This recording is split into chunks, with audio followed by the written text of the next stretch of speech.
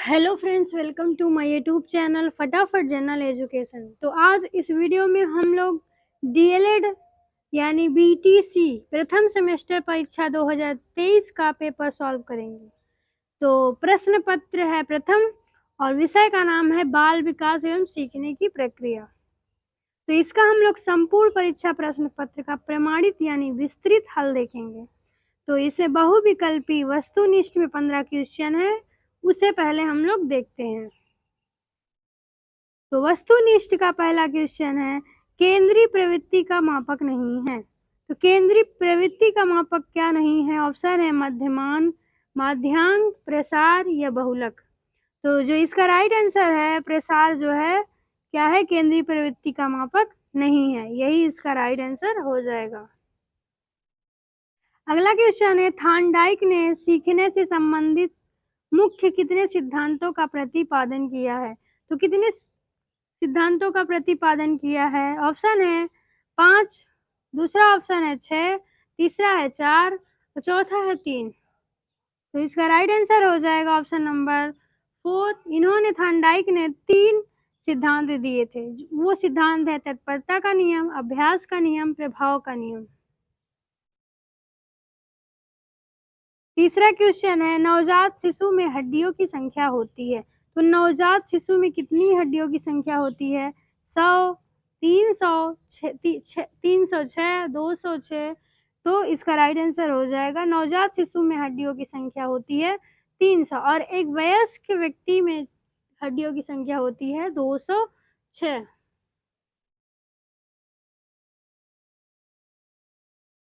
अगला क्वेश्चन है, क्रिया प्रसूत अधिगम सिद्धांत के प्रतिपादक हैं। तो क्रिया प्रसूत अधिगम सिद्धांत के प्रतिपादक कौन है? ऑप्शन है टॉलमैन, कोहलर, स्किनर, हल। तो क्रिया प्रसूत अधिगम सिद्धांत के प्रतिपादक है स्किनर जी। इन्होंने चूहों तथा कबूतरों पर प्रयोग किया था। आपराधिक प्रवृत्ति का सर्वाधिक विकास होता है तो किस अवस्था में होता है? शैशवावस्था में, बाल्यावस्था में, किशोरावस्था में, युवावस्था में। तो इसका राइट आंसर है किशोरावस्था में जो बच्चे क्या करते हैं, आपराधिक प्रवृत्ति का शिकार होते हैं। अगला क्वेश्चन है, संज्ञानात्मक क्षमता की कमी से व्यक्तित्व में कठिनाई होती है। तो संज्ञानात्मक क्षमता की कमी होती है तो व्यक्ति जो है किस चीज से कठिनाई महसूस करता है? शारीरिक विकास में, बौद्धिक विकास में, व्यवसायिक विकास में या समायोजन में। तो इसका राइट आंसर है, अगर संज्ञानात्मक की बात करें तो बौद्धिक विकास हो जाएगा। सातवां क्वेश्चन है, किसी दूसरी वस्तु की अपेक्षा एक ही वस्तु पर चेतना का केंद्रीकरण अवधान है। तो क्या परिभाषा है? किसी दूसरी वस्तु की अपेक्षा एक ही वस्तु पर चेतना का केंद्रीकरण अवधान है। यह कथन या परिभाषा किसकी है?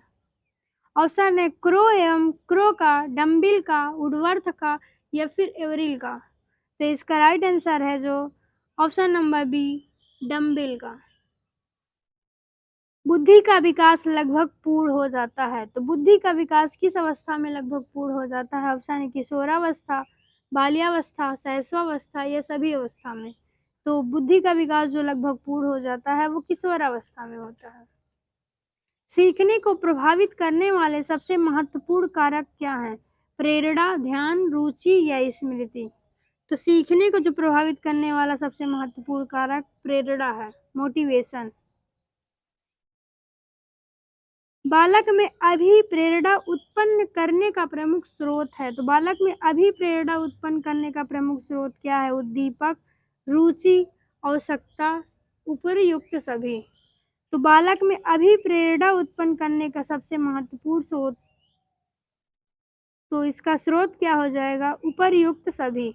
Option number 4 is right answer.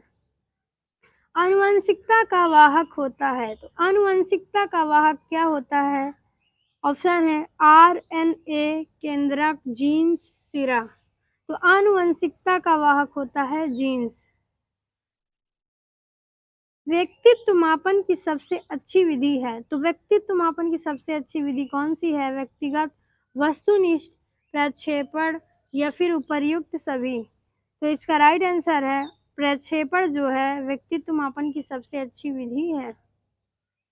Bhatia battery परीक्षण संबंधित है। तो भाटिया बैटरी परीक्षण किससे संबंधित है? अभिरुचि से, व्यक्तित्व से, बुद्धि से या इनमें से कोई नहीं। तो भाटिया बैटरी परीक्षण जो है संबंधित है बुद्धि से। शिक्षा में सृजनात्मकता का प्रयोग किस रूप में होता है? तो शिक्षा का सृजनात्मकता का प्रयोग किस रूप में होता है? सीखना, तर्क, चिंतन या फिर कल्पना। तो सृजनात्मकता जिससे करेंगे हम, पहले चिंतन करेंगे तब तो हम किसी चीज का सृजन करेंगे। तो पियाजे के अनुसार बालक के संज्ञानात्मक विकास की स्थितियां हैं, यानी अवस्थाएं हैं। कितनी अवस्था है? 3, 4, 5 या 6।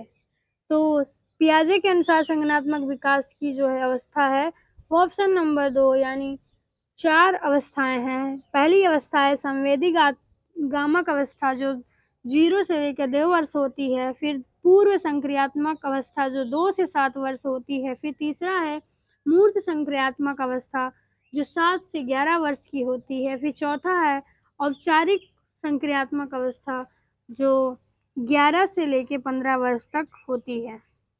अब अगला क्वेश्चन हमारा है अति लघु उत्तरीय प्रश्न। 15 क्वेश्चन इसमें भी आते हैं, अति लघु में भी। तो पहला क्वेश्चन है अति लघु का, शिक्षक को बाल मनोविज्ञान का ज्ञान क्यों होना चाहिए? तो एक शिक्षक को जो है बाल मनोविज्ञान का ज्ञान होना क्यों चाहिए? उत्तर है शिक्षक को बाल मनोविज्ञान का ज्ञान इसलिए होना चाहिए ताकि वह बालकों की रुचि, क्षमताओं, मानसिक स्तर, व्यक्तिगत विभिन्नता तथा आवश्यकता को समझकर उनके अनुसार शिक्षा विधियों एवं पाठ्यक्रम का चयन कर सके और उनका सर्वांगीण विकास करे। यानी एक शिक्षक को जो है बाल मनोविज्ञान का इसलिए ज्ञान होना चाहिए क्योंकि बालकों की रुचि का ध्यान रखते हुए तथा उनकी क्षमताओं, मानसिक स्तर, व्यक्तिगत विभिन्नता का ध्यान रखते हुए अपनी शिक्षा विधियों में क्या कर सके, वो सुधार कर सके जिससे बच्चों का सर्वांगीण विकास हो। इसीलिए एक शिक्षक को क्या होना चाहिए? बाल मनोविज्ञान का ज्ञान होना चाहिए।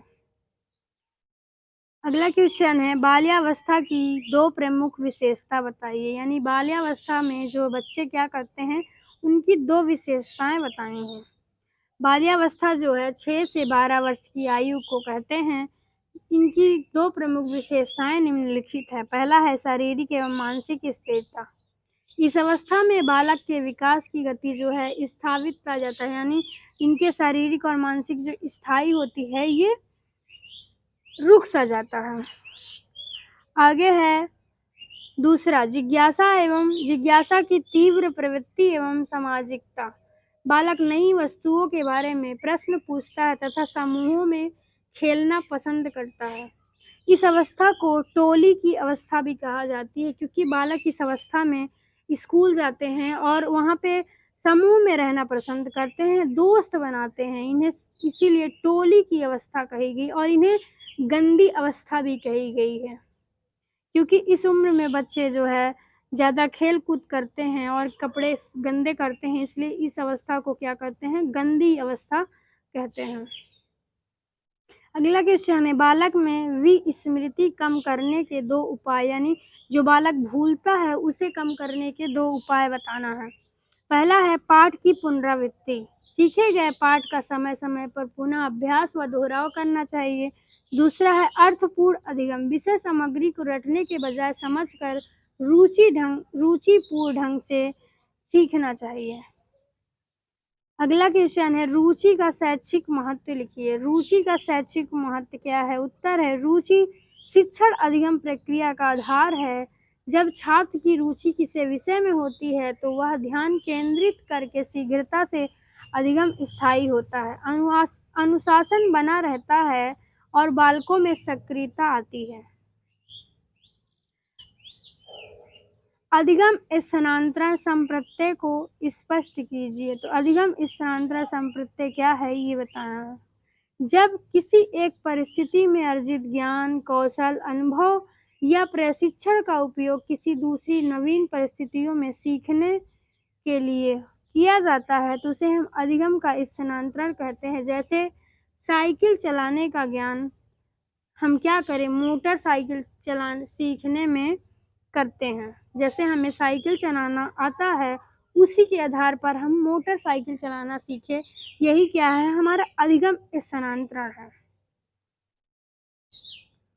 अगला क्वेश्चन है, व्यक्तित्व विकास में शिक्षा किस प्रकार प्रभावी है? तो व्यक्तित्व विकास में शिक्षा किस प्रकार प्रभावी है?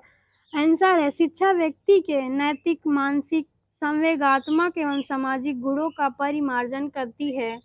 यह बालक में आत्मविश्वास, आत्मनियंत्रण व मूल्यों का संचार कर उसके संतुलित एवं बहुमुखी व्यक्तित्व का निर्माण करती है। अगला क्वेश्चन है, बुद्धि की कोई एक परिभाषा बताइए। तो बुद्धि की एक परिभाषा है, वुडवर्थ के अनुसार बुद्धि कार्य करने की एक विधि है। दूसरी परिभाषा है, किंगडम के अनुसार सीखने की शक्ति ही बुद्धि है। छोटी छोटी डिफिनेशन है, बहुत अच्छे से याद भी हो जाएगी। तो बुद्धि की कोई एक परिभाषा याद है, बुद्धि कार्य करने की एक विधि है, ये वुडवर्थ ने कहा था। किंगडम के अनुसार हो जाएगा, सीखने की शक्ति ही बुद्धि है। अगला क्वेश्चन है, शैशवावस्था की दो प्रमुख विशेषताएं लिखिए। अभी तक बाल्यावस्था की ऊपर पूछी गई थी, अब यहाँ पे शैशवावस्था की जो दो विशेषताएं पूछ रही हैं। जन्म से लेके 5 वर्ष की अवस्था को हम शैशवावस्था कहते हैं। और दूसरा है पहला है इसकी विशेषता, शारीरिक एवं मानसिक विकास में तीव्र गति। इस काल में बालक का विकास जो होता है अत्यंत तीव्र गति से होता है। फिर दूसरा है दूसरों पर निर्भरता। बालक अपनी सभी प्राथमिक आवश्यकताओं के लिए माता पिता पर निर्भर रहता है। तो इस उम्र में जो बच्चा है वो खुद से कुछ, जन्म होता है तो वो खुद से कुछ कर नहीं पाएगा, तो उसके माता पिता ही करेंगे। तो ये दूसरों पर निर्भरता, ये इसकी विशेषता हो जाएगी। अगला क्वेश्चन है, समायोजन क्या है? समायोजन क्या है? उत्तर है, समायोजन वह प्रक्रिया है जिसके द्वारा व्यक्ति अपनी आवश्यकताओं और अपने वातावरण की परिस्थितियों के बीच संतुलन स्थापित करता है ताकि वह मानसिक तनाव से मुक्त रहकर संतुष्ट जीवन व्यतीत कर सके।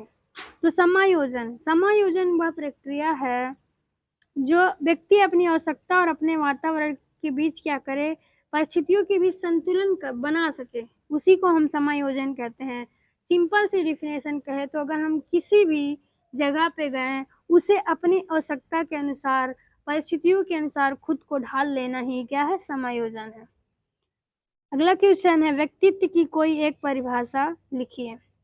तो व्यक्तित्व की कोई एक परिभाषा है, ये बहुत इंपॉर्टेंट है क्योंकि ये कई बार एग्जाम में पूछा गया है। आलपोर्ट के अनुसार व्यक्तित्व की परिभाषा है, व्यक्तित्व व्यक्ति के भीतर उन मनोशारीरिक तंत्रों का गतिशात्मक संगठन है जो वातावरण के साथ अपने अपूर्ण समायोजन को निर्धारित करता है। अगला क्वेश्चन है, अधिगम का क्या अर्थ है, स्पष्ट कीजिए। तो अधिगम का क्या अर्थ है, ये स्पष्ट करना है। अधिगम का सामान्य अर्थ है सीखना। मनोवैज्ञानिक अर्थ में अभ्यास, अनुभव या प्रशिक्षण के फलस्वरूप व्यक्ति के व्यवहार में होने वाला अपेक्षाकृत स्थायी परिवर्तन ही अधिगम कहलाता है। कल्पना से आप क्या समझते हैं? परोक्ष यानी अप्रत्यक्ष या अनुपस्थित वस्तुओं के संबंध में चिंतन करना ही कल्पना है। मतलब सिंपल से कहे, अगर कोई हम वस्तु है, उसे वो हमारे सामने मौजूद ना हो, उसके बारे में मैं सोचता हूँ या सोचती हूँ, तो वही हमारी क्या है, कल्पना है। यह एक पूर्व अनुभूतियों पर आधारित मानसिक प्रक्रिया है जिसके माध्यम से व्यक्ति नवीन विचारों का सृजन करता है। अगला क्वेश्चन है, संतुलन को कोई एक उदाहरण देकर समझाइए। संतुलन, जब कोई बच्चा पहली बार उड़ती हुई चिड़िया को देखकर पक्षी कहता है और बाद में चमगादड़ को देखकर अपनी पुरानी अवधारणाओं में सुधार करके समझता है कि हर उड़ने वाली चीज पक्षी नहीं होती, तो वह प्रक्रिया क्या है, मानसिक संतुलन कहलाती है। यानी जब कोई बच्चा है पहली बार चिड़िया देखता है, चिड़िया को देखकर उसे पक्षी कहता है, फिर बाद में वो चमगादड़ को देखता है और अपनी पुराने ज्ञान, यानी जो चिड़िया देखा था तो उसने पुराने ज्ञान में चमगादड़ को जोड़ा और उसने कहा कि नहीं, वो जो चिड़िया थी वो पक्षी थी और चमगादड़ जो है वो क्या कर रहा है, वो पक्षी नहीं है, स्तनधारी है। वो समझ गया कि हर एक उड़ने वाली चीज़ पक्षी नहीं होती है। तो यह प्रक्रिया क्या है, मानसिक संतुलन कहलाती है। अधिगम अंतरण क्या है? तो अधिगम अंतरण से तात्पर्य एक क्षेत्र से प्राप्त ज्ञान या कौशल का दूसरे क्षेत्र के ज्ञान या कौशल को सीखने में प्रभाव पड़ना। यह धनात्मक, सकारात्मक, ऋणात्मक या नकारात्मक या शून्य हो सकता है। अगला क्वेश्चन है, शैशवावस्था में शिक्षा का स्वरूप कैसा होना चाहिए? यानी शैशवावस्था में जो शिक्षा का स्वरूप है वो कैसा होना चाहिए? शैशवावस्था में शिक्षा का स्वरूप बाल केंद्रित होना चाहिए, यानी बालक के अनुसार होनी चाहिए, उनकी रुचि के अनुसार होनी चाहिए, वो जो चाहता है उनके अनुसार होनी चाहिए। खेलकूद गतिविधियाँ प्रेम एवं सहानुभूतिपूर्ण व्यवहार पर आधारित होना चाहिए। चित्रों, खिलौनों तथा कहानियों के माध्यम से शिक्षा देनी चाहिए शैशवावस्था में। शिक्षा में व्यक्तिगत विविधता के प्रभाव की विवेचना करना है। उत्तर है, प्रत्येक बालक की रुचि, क्षमता, बुद्धि, अभिवृत्ति और सीखने की गति अलग-अलग होती है। इसे ही व्यक्तिगत विविधता कहा जाता है। शिक्षा में इसके प्रभाव जो हैं निम्नलिखित हैं। पहला है बाल केंद्रित शिक्षण विधियाँ। व्यक्तिगत विभिन्नता को ध्यान में रख कर ही कक्षा में विविध शिक्षण विधियों का प्रयोग किया जाता है। दूसरा है पाठ्यक्रम का लचीलापन। मंद बुद्धि, समान एवं प्रखर बुद्धि बालकों की आवश्यकता के अनुसार पाठ्यक्रम निर्धारित किया जाना चाहिए। और तीसरा है कक्षा का वर्गीकरण। बालकों की क्षमताओं के अनुसार उन्हें छोटे-छोटे समूहों में विभाजित करके शिक्षा देना संभव होता है। चौथा है व्यक्तिगत निर्देशन एवं परामर्श। शैक्षणिक एवं व्यावसायिक मार्गदर्शन देने में व्यक्तिगत विभिन्नता का ज्ञान सहायक होता है। किशोरावस्था में शिक्षा का स्वरूप कैसा होना चाहिए? आंसर है स्टेनेले हॉल के अनुसार किशोरावस्था की जो परिभाषा है बहुत ही इम्पोर्टेंट है। ये ऑब्जेक्टिव क्वेश्चन में बहुत ही पूछा जाता है। इन्होंने क्या डिफिनेशन बताई है? स्टेनेले हॉल ने बताया है कि किशोरावस्था की अवस्था जो है वो अत्यंत तनाव, तूफान, संघर्ष व विरोध की अवस्था है। अतः इस अवस्था में शिक्षा का स्वरूप निम्नलिखित होना चाहिए। तो स्टेनेले हॉल ने कहा है कि ये जो किशोरावस्था की अवस्था है वह अत्यंत तनाव, तूफान, संघर्ष और विरोध की अवस्था है। ये डिफिनेशन खूब पूछी जाती है ऑब्जेक्टिव क्वेश्चन में। और इसमें इस अवस्था में जो है शिक्षा का स्वरूप कैसा होना चाहिए? पहला है शारीरिक एवं यौन शिक्षा। शारीरिक परिवर्तनों के प्रति सही दृष्टिकोण विकसित करने के लिए समुचित शिक्षा दी जानी चाहिए। दूसरा है संवेगात्मक विकास हेतु शिक्षा। कला, संगीत, खेल कूद एवं सांस्कृतिक गतिविधियों के माध्यम से संवेगों का मार्ग तरंगीकरण किया जाना चाहिए। अगला है व्यावसायिक शिक्षा एवं मार्गदर्शन। भावी जीवन की सुरक्षा हेतु व्यावसायिक प्रशिक्षण की व्यवस्था होनी चाहिए। अगला है सहानुभूतिपूर्ण एवं मित्रवत व्यवहार। शिक्षकों व अभिभावकों को किशोरों के साथ मित्रवत व्यवहार करना चाहिए, यानी मित्र के रूप में उन्हें परामर्श एवं निर्देशन देना चाहिए। अगला है अवधान एवं अभिरुचि एक सिक्के के दो पहलू हैं, इसको स्पष्ट करना है। यानी अवधान जो है, अभिरुचि जो है, एक सिक्के के दो पहलू हैं, इसको स्पष्ट करना है। आंसर है मैकडूगल का कथन है रुचि छिपा हुआ ज्ञान है और ध्यान जो है रुचि का क्रियात्मक रूप है। मैकडूगल ने कहा है कि रुचि जो है छिपा हुआ ज्ञान है और ध्यान जो है रुचि का क्रियात्मक रूप है। अवधान और अभिरुचि के बीच गहरा अंतर संबंध है। जिस विषय या वस्तु में हमारी रुचि होती है वहाँ हमारा ध्यान स्वतः ही केंद्रित हो जाता है। यदि किसी कार्य में रुचि नहीं है तो जबरन ध्यान लगाना कठिन होता है।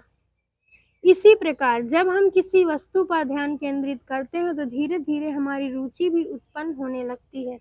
अतः शिक्षण प्रक्रिया में बालकों का ध्यान आकर्षित करने के लिए पहले उनमें विषय के प्रति रुचि जागृत करना अनिवार्य होता है। अगला है स्मृति के प्रभावी कारकों का उल्लेख करना। स्मृति से तात्पर्य पूर्व अनुभव और चेतना में लाने से है। स्मृति को प्रभावित करने वाले प्रमुख कारण निम्नलिखित हैं। पहला है सीखने की मात्रा एवं विधि। समझ कर या अभ्यास द्वारा सीखा गया विषय लंबे समय तक याद रहता है। दूसरा है बालक की शारीरिक एवं मानसिक स्वास्थ्य। स्वस्थ शरीर एवं तनाव मुक्त मस्तिष्क में स्मृति क्षमता अधिक होती है।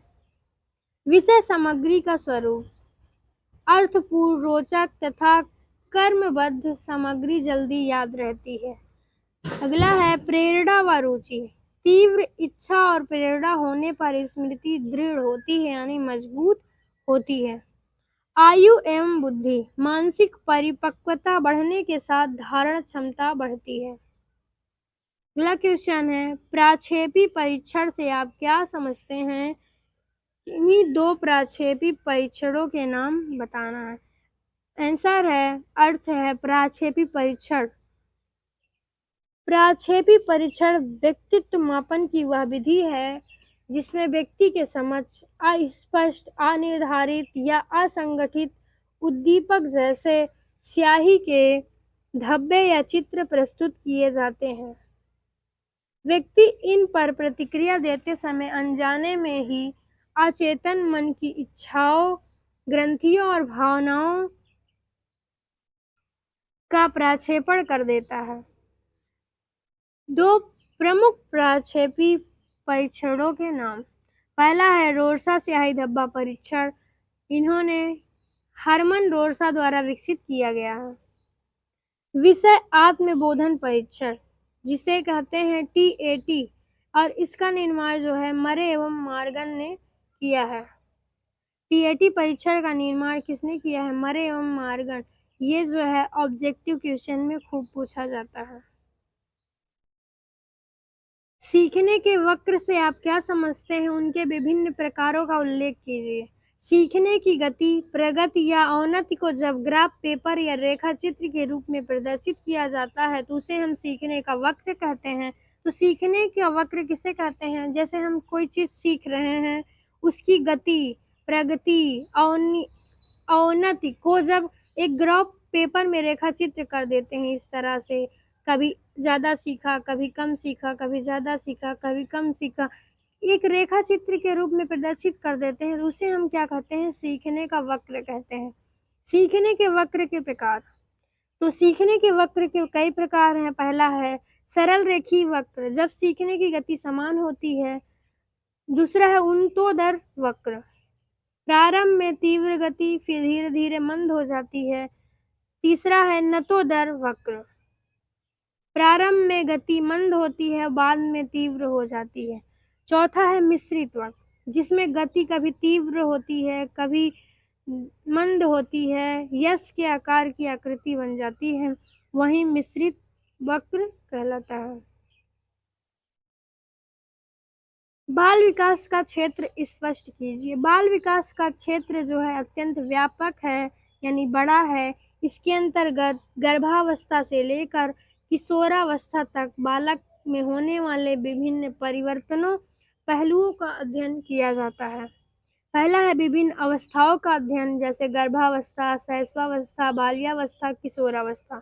दूसरा है विकास की विभिन्न पहलुओं का अध्ययन, जैसे शारीरिक विकास, मानसिक विकास, संवेगात्मक विकास, सामाजिक विकास, भाषागत विकास तथा नैतिक विकास का अध्ययन किया जाता है। दूसरा है व्यक्तिगत विभिन्नता का अध्ययन, बालक की अंतर्निहित क्षमताओं एवं विभिन्नताओं का अध्ययन किया जाता है। दूसरा है बाल अपराध एवं असंतुलित व्यवहार, समस्याओं के कारण उनके निराकरण का अध्ययन। अगला क्वेश्चन है तर्क और चिंतन को स्पष्ट कीजिए। तो तर्क और चिंतन क्या है, इसको स्पष्ट करना है। पहले हम चिंतन को देखते हैं। यह एक ज्ञानात्मक मानसिक प्रक्रिया है जो किसी समस्या के सामने आने पर प्रारंभ होती है। इसमें वस्तु, विचार या घटना का मानसिक निरूपण होता है। तर्क जो है चिंतन का एक उच्च एवं श्रेष्ठ रूप है। जब चिंतन क्रमबद्ध, उद्देश्यपूर्ण तथा कारण संबंध पर आधारित होता है तो उसे हम तर्क कहते हैं। तर्क के माध्यम से किसी निश्चित निष्कर्ष तक पहुंचा जा सकता है। चिंतन तो एक ज्ञानात्मक मानसिक प्रक्रिया है, लेकिन जो तर्क है चिंतन का एक उच्च रूप है, उच्च श्रेष्ठ रूप है। जिसे हम क्रमबद्ध उद्देश्यपूर्ण और कार्य कारणत्व की व्याख्या करना है, और व्यक्तित्व मापन आप किस प्रकार करेंगे ये बताना है। व्यक्तित्व को अंग्रेजी में जो है पर्सनालिटी कहते हैं। इसकी उत्पत्ति लैटिन भाषा के पर्सोना शब्द से हुई है, जिसका अर्थ होता है नकाब या मुखौटा। आधुनिक मनोविज्ञान में व्यक्तित्व व्यक्ति के शारीरिक, मानसिक, संवेगात्मक तथा सामाजिक गुणों का एक संगठित एवं गतिशात्मक रूप है। व्यक्तित्व मापन की विधियां। पहला है आत्मनिष्ठ या अप्रक्षेपी विधि। इसमें आती है साक्षात्कार विधि, प्रश्नावली विधि, आत्मकथा विधि। दूसरा है वस्तुनिष्ठ विधियां। इसमें आती है निरीक्षण विधि, समाजमिति विधि, निर्धारण मापनी विधि। तीसरा है प्रक्षेपी विधि। ये सर्वश्रेष्ठ मानी जाती है। इसमें दो विधियां हैं, TAT और दूसरा है CAT। इसमें जो है ऑप्शन नंबर 3 जो है प्रक्षेपी विधि बहुत ही इम्पोर्टेंट है। ये अति लघु और वस्तुनिष्ठ प्रश्न में बहुत पूछा जाता है कि 2 प्रक्षेपी विधियों के नाम लिखिए, ऐसे आता है क्वेश्चन। और अब ऑब्जेक्टिव में आता है, ऑप्शन दे देगा कौन सी विधि जो है प्रक्षेपी विधि है। ऑप्शन दे के रहेगा साक्षात्कार विधि, प्रश्नावली विधि, TAT विधि या फिर समाजमिति विधि। तो प्रक्षेपी विधि पूछे तो TAT, CAT एवं रोरसा स्याही डब्बा, ये सब प्रक्षेपी विधियां हैं। तो 2023 का ये लास्ट क्वेश्चन है, सीखने की प्रभावशाली विधियों का उल्लेख करना है। बालकों में रुचिपूर्ण तथा स्थायी अधिगम कराने हेतु निम्नलिखित प्रभावशाली शिक्षण विधियों का प्रयोग किया जाता है। पहली विधि है करके सीखना। जब बालक स्वयं कार्य करके सीखता है तो अधिगम स्थायी होता है। दूसरा है अनुकरण द्वारा सीखना। छोटे बालक बड़ों के आचरण या क्रियाओं का अनुकरण करके सीख जाते हैं। तीसरा है निरीक्षण या अवलोकन विधि। वस्तुओं को प्रत्यक्ष देखकर बच्चा समझकर सीखता है, यही है निरीक्षण या अवलोकन विधि। अगला है खेल विधि। फ्रोवेल एवं मॉन्टेसरी पद्धति के अनुसार खेल खेल में स्वतंत्रता पूर्वक सीखना ही खेल विधि है। सामूहिक विधि। समूह चर्चा, प्रोजेक्ट कार्य व वाद विवाद द्वारा सीखना सामूहिक विधि हो जाएगा। तो इस वीडियो को यहीं करते हैं। अगली वीडियो में बाल विकास के 2022 के प्रश्न पत्र के साथ।